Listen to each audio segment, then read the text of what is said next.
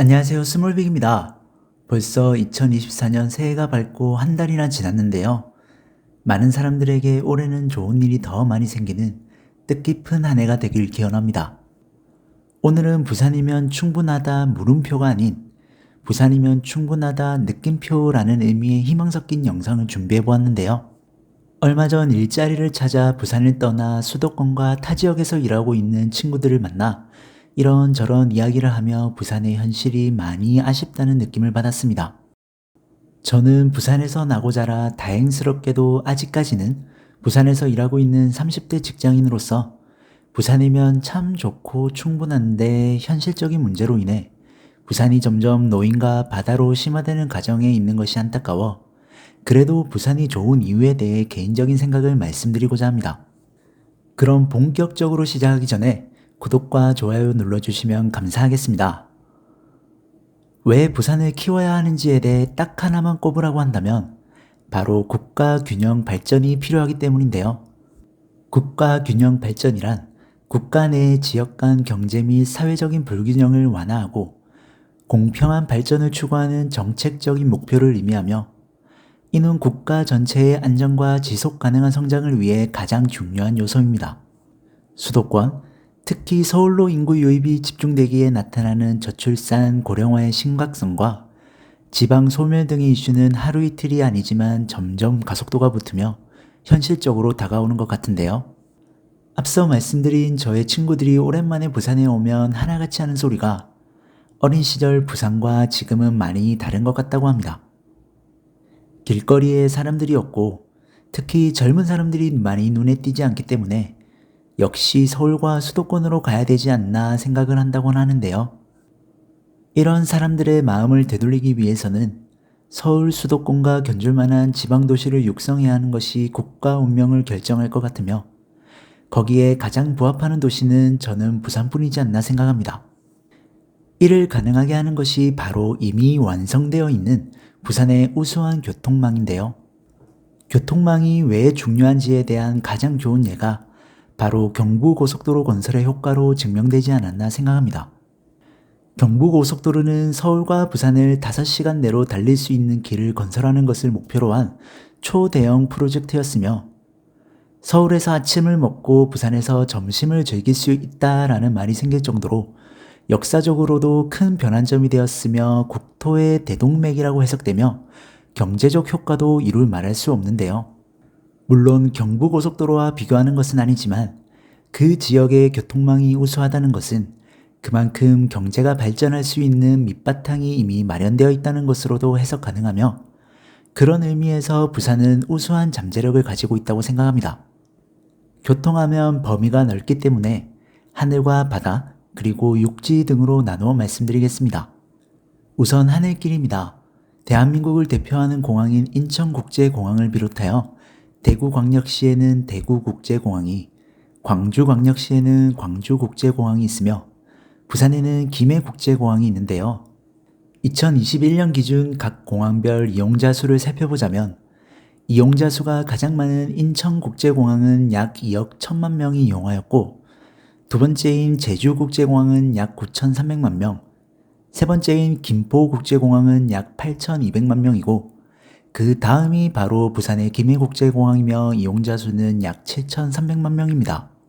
김해국제공항 다음으로는 대구국제공항이 약 2,600만 명으로 집계되는데요. 김해국제공항과 대구국제공항은 이용자 수에서 엄청난 차이가 나는 것을 알 수 있습니다. 사실 대표 관광지인 제주국제공항을 제외한다면 수도권에 위치한 인천과 김포 다음으로 가장 활성화되는 공항은 바로 김해국제공항이라는 것을 알 수 있는데요. 공항 하나를 건설하고 유지하는 데 수십조의 세금이 투입되지만 활성화되지 않는 공항이 많아 세금 낭비에 대한 비난적인 여론이 가득한 상황에서 전국에서 가장 활성화되고 있고 앞으로도 발전시켜야 할 국제공항이 부산에 위치한다는 것은 많은 사람들과 예산을 끌어모을 수 있는 원동력이 되지 않나 생각합니다. 다음으로 바닷길도 살펴보겠습니다.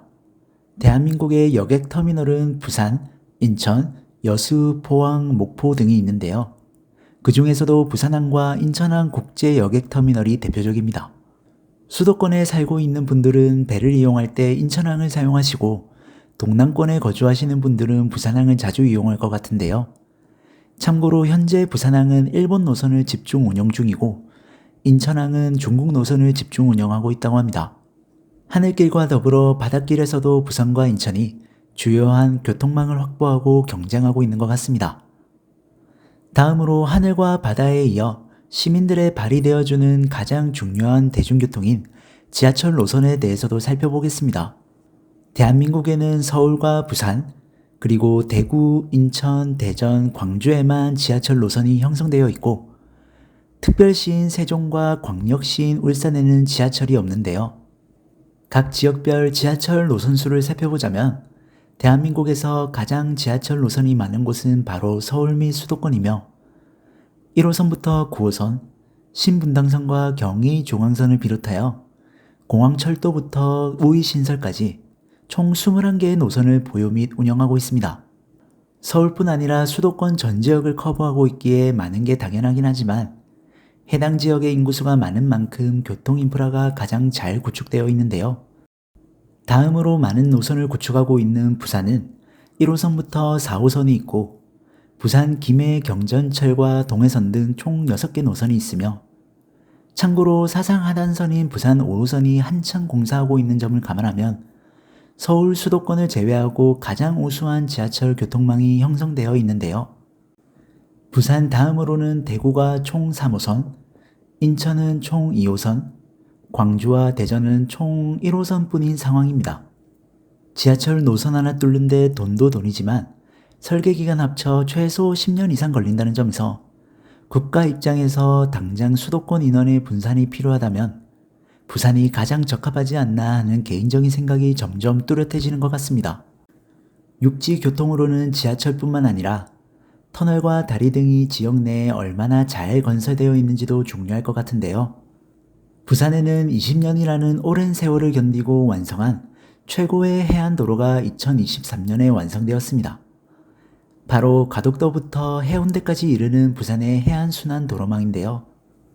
가덕도와 부산 강서구를 연결하는 가덕대교부터 신호대교와 울수도대교, 그리고 가장 마지막에 완성된 장평 지하차도를 지나 천마터널과 남항대교를 거쳐 영도 연결도로를 통해 부산항대교로 이동하면 부산의 명물인 광안대교가 나옵니다. 이 해안도로를 통해 가덕도에서부터 해운대까지는 약 1시간 20분 정도가 소요되는 것으로 보이며 20년 초장기 계획으로 완성된 부산 해안도로망을 넘어 지금부터 또 20년 이상 걸릴 제2 해안순환도로도 계획 및 진행 중인데요. 하늘과 바다를 넘어 육지까지 굉장히 우수한 교통 인프라가 이미 형성되어 있는 이곳 부산의 위상이 더 커져야 하며 그래야 국가 균형 발전을 이룰 수 있다고 생각합니다.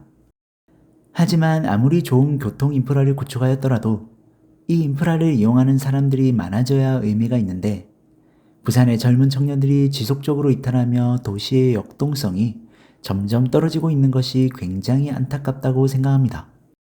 가장 큰 문제는 부산의 양질의 일자리가 부족하다는 점이며 정부의 지원 없이는 극복하기 어렵지 않나 생각되는데요.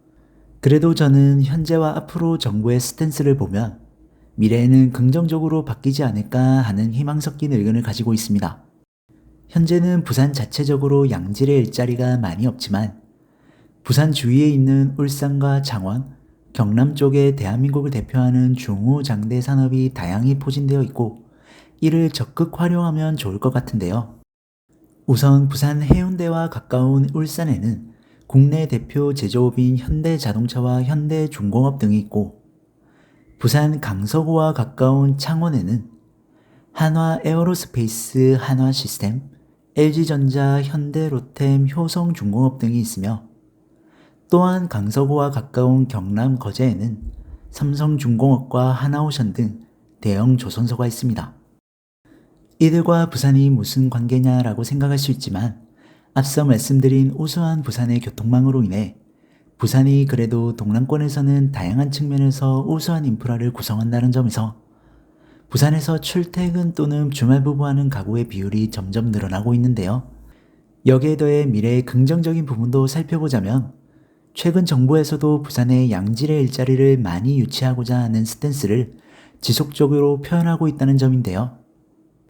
부산의 대기업 회장님들을 모시고 떡볶이를 먹는 모습이 논란이 되기도 했지만 저는 이 바쁘신 분들이 그냥 오지 않았고 정부와 민간 기업이 부산을 자주 언급하는 것이 보여주기라는 측면으로만 생각하지 않으며 물밑에서 많은 작업들이 이루어지지 않을까 생각하는데요.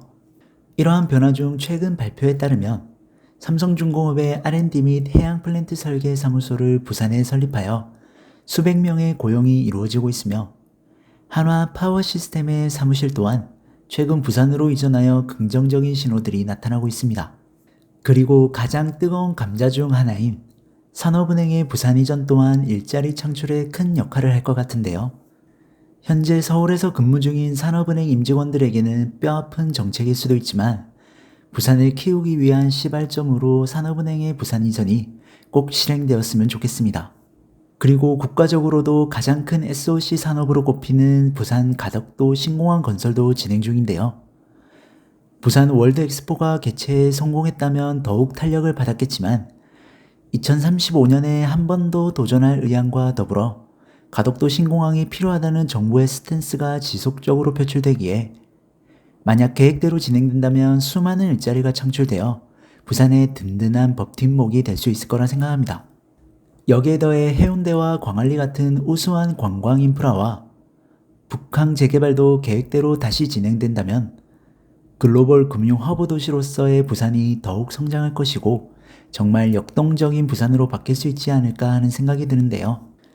하나 더 개인적인 의견이 있다면 부산을 중심으로 부울경에 집중된 중후장대 산업에 많은 외국인 노동자 분들이 함께하고 있고 그들이 앞으로도 굉장히 중요한 자원이기 때문에 정치권에서 이슈되고 있는 이민청이 부산에 설립되는 게 맞지 않나 하는 바람 섞인 의견도 말씀드립니다. 지금까지 부산의 가장 큰 단점으로 손꼽히는 일자리에 대해 살펴보았는데요.